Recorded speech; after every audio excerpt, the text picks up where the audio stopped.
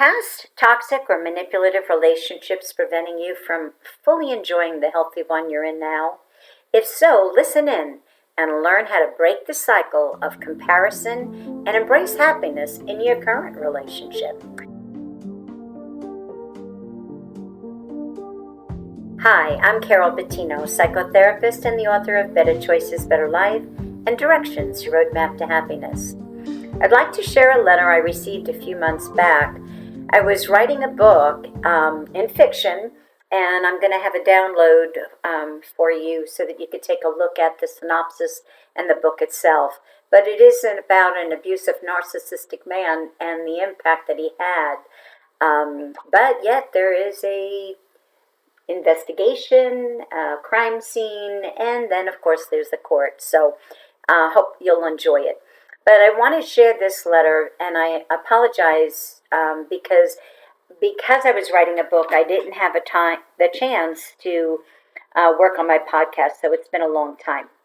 So he says, Carol, I found your podcast on YouTube and really enjoyed it. I found the episode about getting over a relationship, and it made me think about a lot of the ways I acted with my last breakup. I'm with someone new now, and I'm happy, but often worry about the things that happened with my ex that my current partner doesn't do, like manipulation, being controlling, not respecting my boundaries, wanting other people, etc. I feel really guilty worrying about these things because the relationship is nothing like my last one, but I still do. I wanted to suggest an episode about comparing relationships on how to get over things an ex has done to you, even when you're in a new relationship. Thanks for reading my story, Thomas. Thomas, thank you for your letter. And again, I apologize for letting it be so long since I've been able to answer it. Hopefully you're still in the relationship. If not, the information is still good. But comparing past relationships to current relationships, believe it or not, is fairly common for many people. Some people that were actually in a toxic relationship in the past or a drama-filled relationship will find new ones that are healthy, sometimes even boring. And the reason for that is just like in everyday life, we look at reality shows, but we want the ones filled with drama, not the ones that are just good. The problem is, in real relationships, drama creates a lot of psychological issues, like a lot of psychological trauma, scars, and even baggage. People carry baggage into their new relationship and have a difficult time that they sometimes can sabotage a good relationship. When you have past psychological trauma, it's not uncommon to even feel depressed or anxious. But the first point I would like to make for you, Thomas, is don't waste time feeling guilty about worrying. Focus on how to stop it. So why do we compare past bad relationships and become so obsessive in the way we worry if the same things are going to happen in our new relationship? Well, first of all, let me talk a little bit about brain connections. Your brain looks for connections, and emotional ones are very strong. That's why in your past relationship, if it was abusive and you experience maybe a traumatic experience, your brain will seek that kind of connection. So the emotional component of being worried, being scared, being anxious, being tense is going to trigger past memories. Even a memory of a smell, any of the senses, but say for instance smell.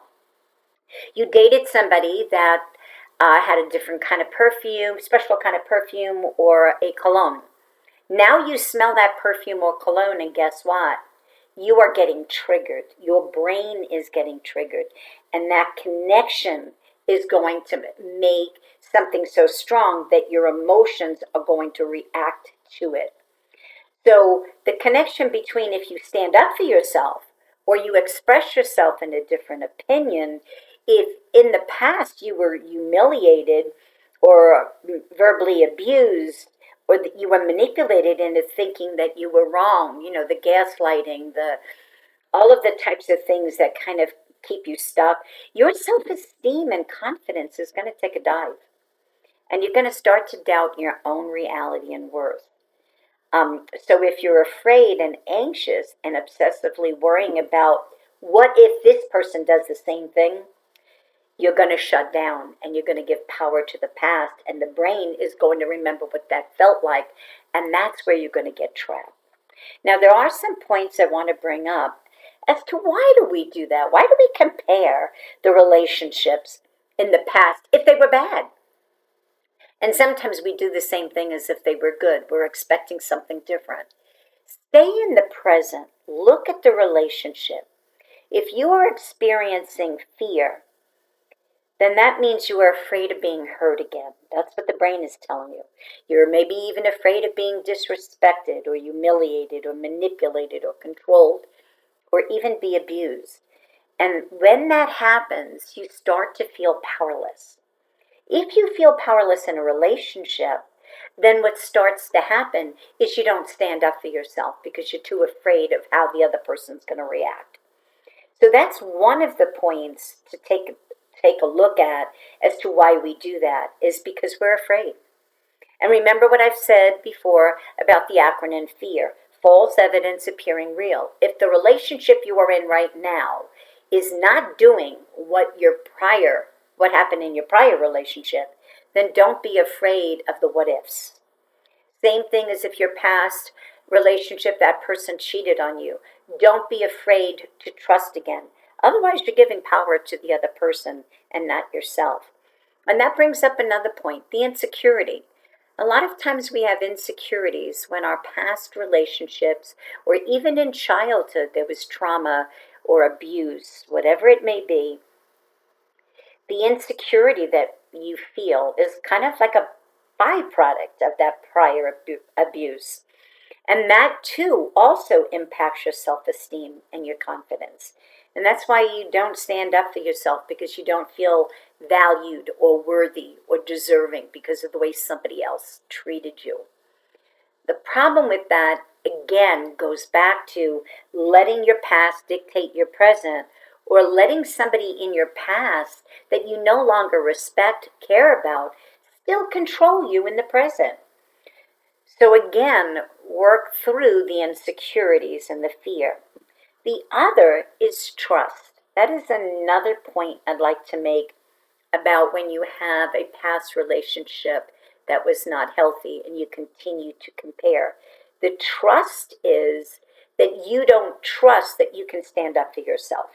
You don't trust that the relationship can get better.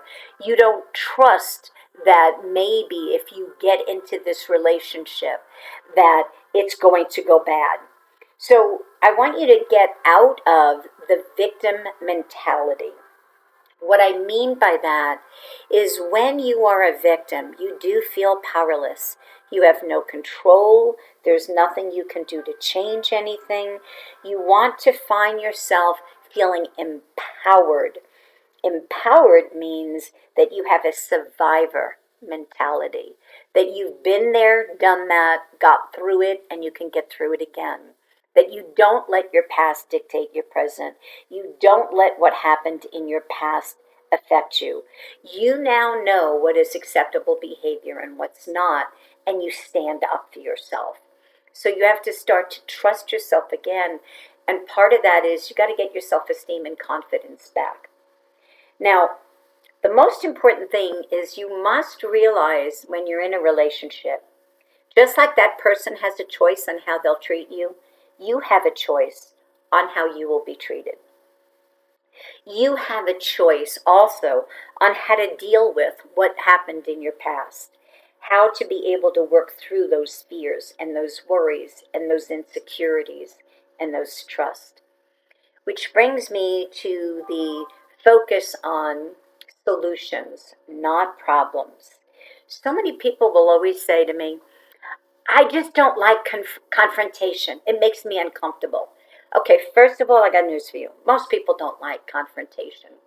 But in a relationship, if you think about you're confronting a problem, or in the workplace, you are confronting a problem, or in a family issue, you are confronting the problem, the brain has a different connection as opposed to I'm confronting my mother, I'm confronting my sister, I'm confronting my boyfriend, my girlfriend, whatever it may be, my coworker. Whatever you think is what you're going to, how you're going to react. So to become, if you're stuck in being problem focused, you're really stuck in the past. You're letting someone or something else decide how to handle the issue in the present. Now, when you do that, if you are problem focused, you are putting up walls. And what you're doing is you're more afraid of the what if. What if I say this? What will this person do? Will we break up? If those are your fears, then you're not confronting problems. You're staying stuck in the problem, which means you're problem focused. And the only way to work through that is to become solution oriented, solution focused. But if you are going to get stuck feeling fear about that person's reaction or getting hurt again, not only are you giving power to your ex, but you are going to compare in your current relationship those same fears, and therefore you're going to react the same way.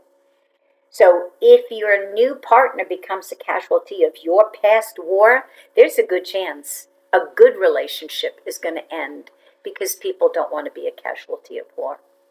Now, the solution focus is you look at the reality of the relationship. You have a choice.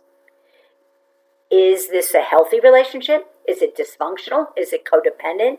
Do we have problems communicating? Is it abusive? Well, then be honest. Stay in the present, not the past. And if it's not healthy, you may need to question, what am I going to do about it? What is the solution? Do we communicate and work through the problems? Do we get therapy? Do we get help? Or do we go to our pastor, our priest, go listen to podcasts on relationships by professionals, not by entertainers? Focus on changing the negative thinking that you have.